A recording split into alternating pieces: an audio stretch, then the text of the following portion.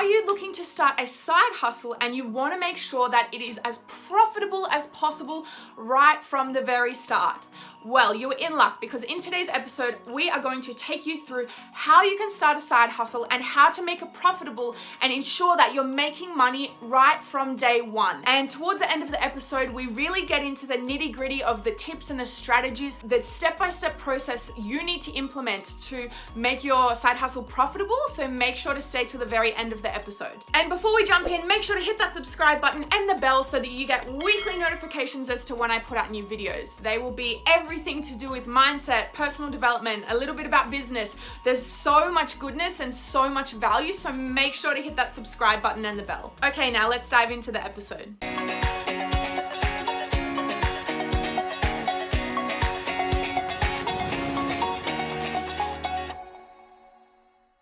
All right, guys, welcome back to another episode of the Millennial Business Podcast. I'm so excited to be joined today by my amazing online friend, Jen Coco, which I really absolutely love. Like, that's the coolest name in the world. Thank you so much for joining me, Jen.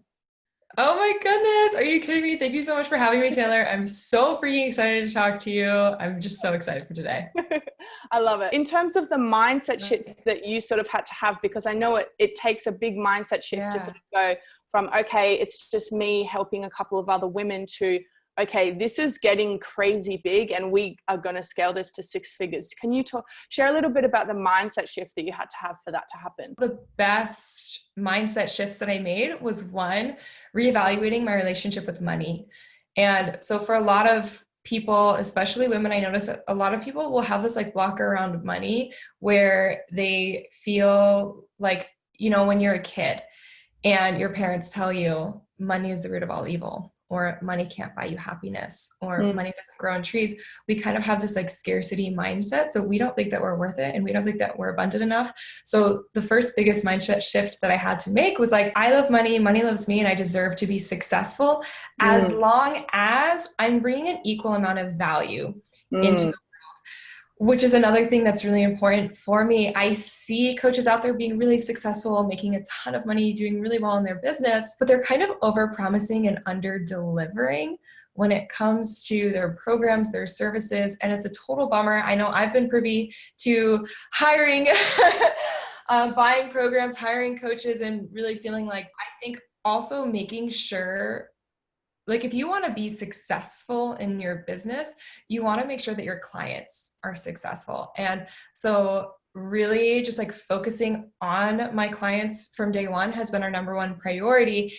And when it got to the point where I realized that I couldn't focus on all of them 100%, being willing to take the risk and hire a team. I see a lot of entrepreneurs being like, I can't hire a team because what if there's not enough money for me to pay my bills? And I'm like, you can't afford not to hire a team because your clients deserve the absolute best results. And it shows such an amazing sign of faith if you're willing to bring other people onto this team. Like, they are so grateful, and kind of letting go of that mindset of I need to be everything, I need to have everything, I need to do everything. And really being willing to let people in on the project that you're working on has changed everything for my business, because I was super resistant. And it wasn't until I was able to hire a team that we were able to really move up in the ranks. Yeah, that's amazing. And it really, that actually really hit home with me, because that's sort of where I'm at with my business at the moment. So I have a couple of freelancers and contractors that help me with some stuff, but I've been tossing up over the past sort of 2 or 3 weeks whether I should hire a project manager to help sort of take some of that stress off me so that I can focus on providing more value. But then it's such an ego thing for me. It's like, oh, but like, what if they don't do it as good as me? And like, it's also because like my business is my little baby. I want it to obviously be always doing the best thing possible, but I really resonate with what you say in terms of my clients deserve the absolute best possible. And so that may look like me hiring somebody else to help with that process, because I can't do everything all the time anymore. So in terms of actually bringing on your first proper team member. Who was that for you, and what sort of things were they doing, and how did you go about that process? The first person that I absolutely had to bring into my business was a co-coach, someone to help me really manage my clients and make sure that they were served and getting the best possible results. With health and fitness coaching, so much of the program is accountability, and it's checking in on them and making sure that they're just getting constant contact and constant communication. And so I was really nervous. I was really scared to hire my first co-coach because I had the same exact thought. She's not going to be as good as me, because if you want something done right, you got to do it yourself, right? And I also had this fear that like my clients joined my program because they wanted to work with me. Like they hired Jen, the coach, not this Emily chick that lives in Hawaii that they've never met or heard of before. And what I really had to do was let myself know, you know what, Jen, you're going to hire someone as good as you, if not better, in that specific area, right? So what I really focused on was finding someone who was just as athletic as I was, just as inspiring, had just as good of a mindset, but maybe who wasn't great on Instagram or great with sales or great with back-end administrative tasks. Like I really focused on finding someone who was amazing at coaching, and it didn't really matter what else she was good at. In terms of actually sort of systemizing your business to be able to take it to the six figures, because I imagine that was sort of the next sort of thing that you had to figure out after you hired a couple of coaches was, okay, I've got these other people helping me, but we really need to have the systems and the processes in place to make sure that everyone's doing everything the same and that we're all meeting the client's expectations. What did that look like for you? For us, the biggest and most beneficial system that we created in place was what we sell with the fitness program. It's a 12-week online health and fitness all-inclusive package. It's like a 360-degree approach. We really tackle your nutrition, your mindset, accountability, all that stuff. And what I did was I noticed that we were getting a lot of the same questions from clients and that they were running into a lot of the same issues. So after about 3 months of doing the coaching full time, I was like, I need a course. I just need these resources and these assets for clients that are going to handle the majority of their questions up front so that we can save time, so that we can focus on things that have to be customized, like their workouts and their meal plans and whatnot. So I created an online 12-week course, a 12-week platform that honestly answers 80% of the questions that I would get over the course of their 12 weeks. And the reason why it works so well is because we're really crystal clear on the clients that we serve. Like our ideal client is so dialed in that when someone comes to us and joins the program, like we already know what all of her exact struggles, pain points, and goals are. So we can have all this pre-created content because it's going to be so relevant to her. Like we stay in our lane as opposed to trying to serve everyone.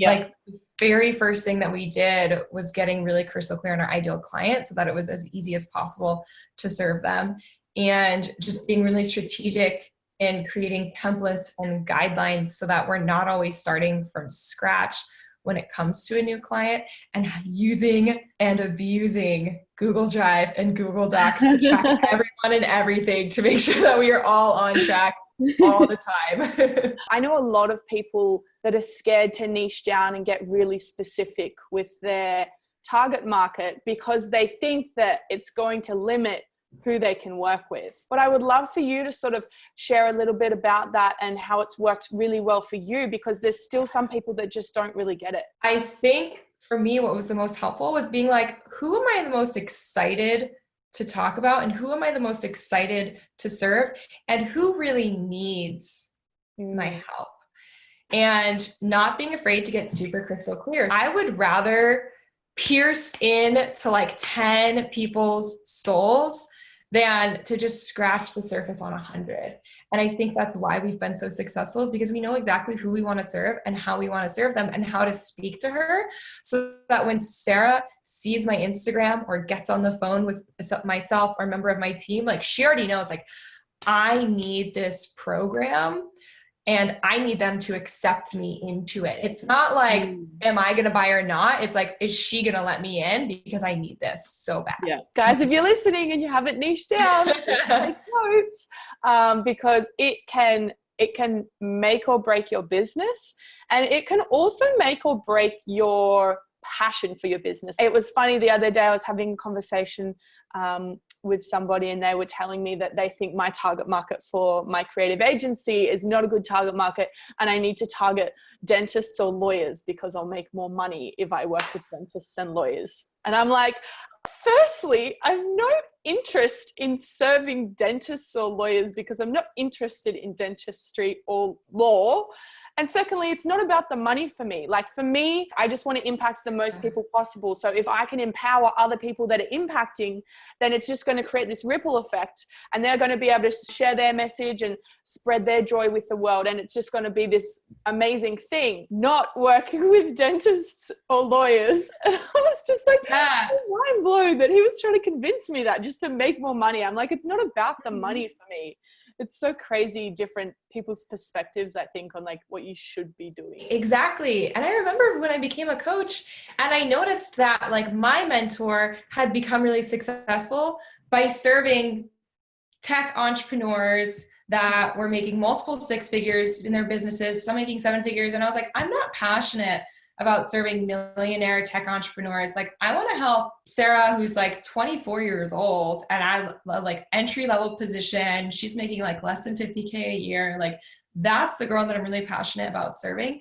And I was terrified. I was like, am I going to have to sacrifice that? And am I going to have to work for someone else? Like, am I going to have to work for Sasha, who's got like some exotic, fancy corporate job and she's 35 with no kids because she's so career focused? My ideal client was basically me 5 years ago before I found what it is that I teach in my business. And I think for a lot of us, our ideal client is who we were before we became a coach.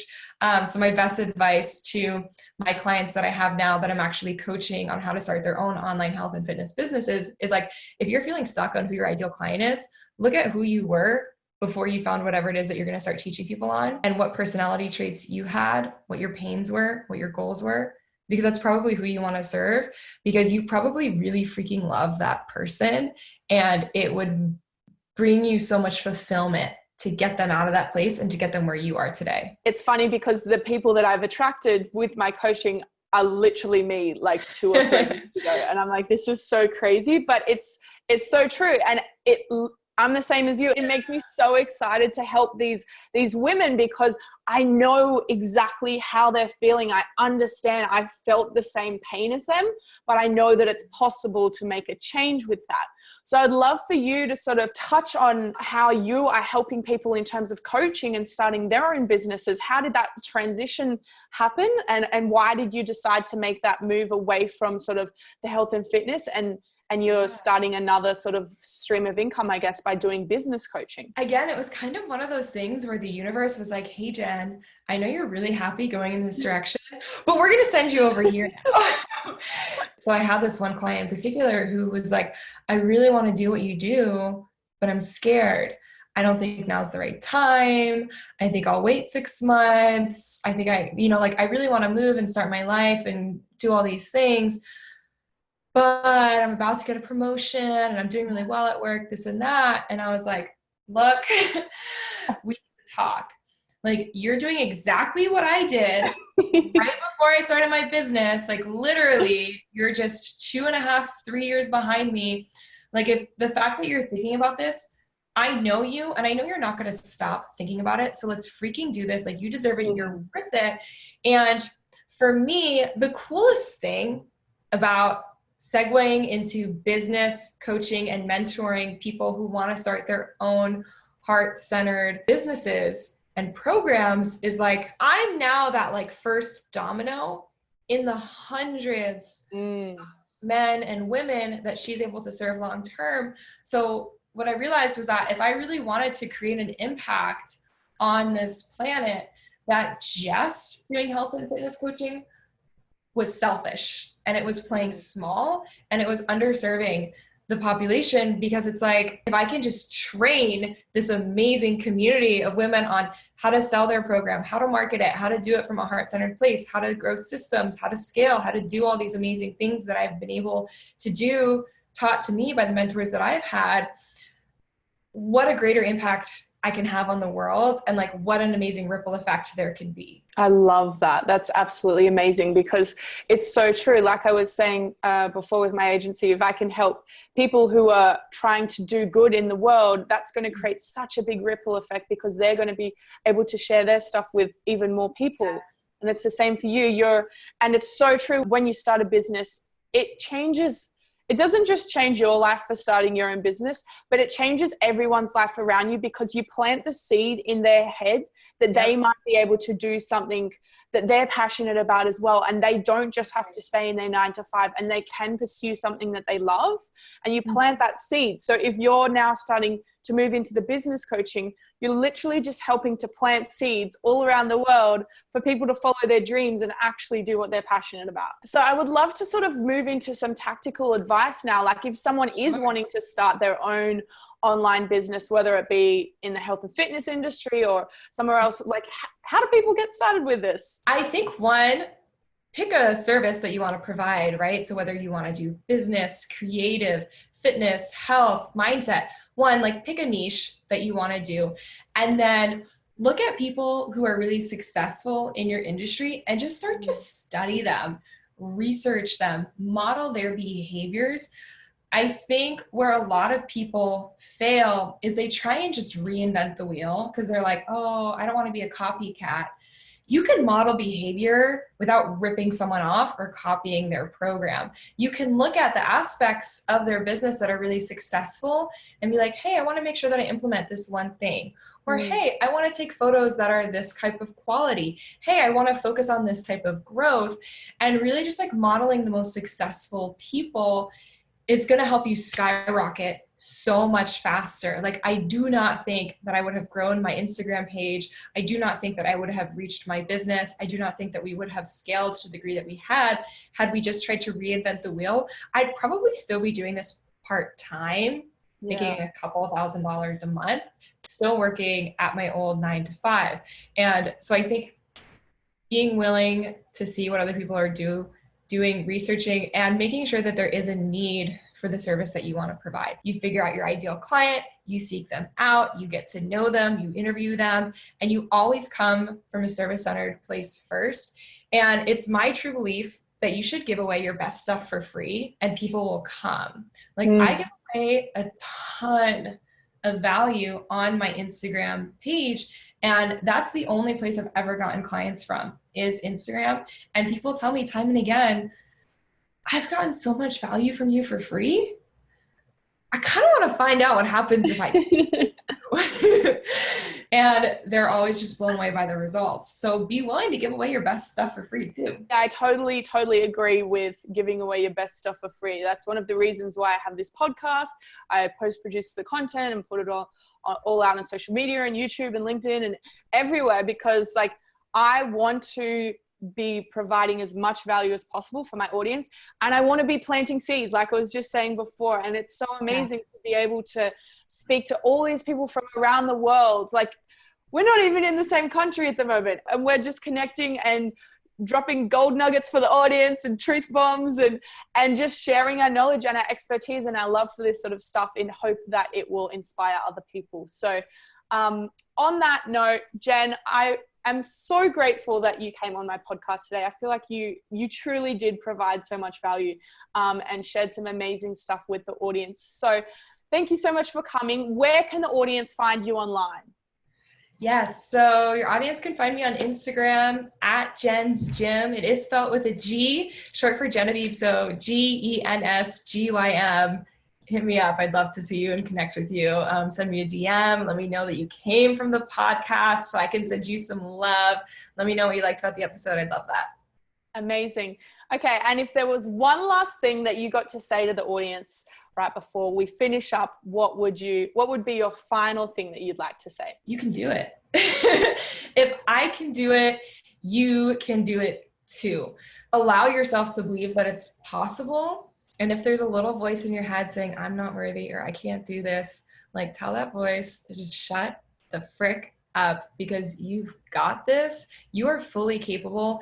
And the fact that you're thinking whether or not you can shows that you can. You're just a little bit scared. So be willing to take that risk, invest in yourself, freaking just go for it, because the worst thing that can happen is that you fail and you learn a valuable lesson. So really it was more feedback. There was no failure. Because the worst thing that could happen is that you're 40 and you're like, shit, I really wish I had taken that risk when I was 20. Right. And now you've lost out on 20 years of potential experience. So if you're wondering whether or not you should do something right now, you probably should. So just go for it. You've got it.